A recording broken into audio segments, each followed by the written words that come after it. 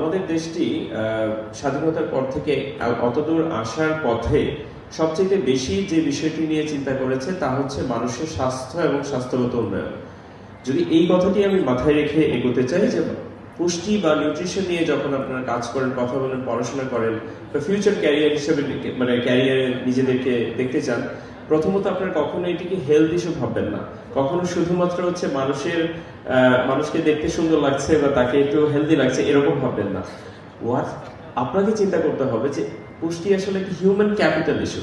আপনি ম্যালনিউট্রিশ চিলড্রেন অথবা যদি মানে আনপ্রিপেয়ার্ড একটি অ্যাডোলেসেন্ট পপুলেশন কিংবা একটি তরুণ জনগোষ্ঠী যারা আসলে মানে সুস্বাস্থ্যের মধ্যে নেই, এই জনগোষ্ঠী দিয়ে বাংলাদেশ খুব বেশি দূর যেতে পারবে না। তার কারণ হচ্ছে আমরা এখন পপুলেশন ডিভিডেন্ডের সময়ে আছি। আপনারা এটি নিয়ে অবশ্যই পড়াশোনা করছেন আমি জানি।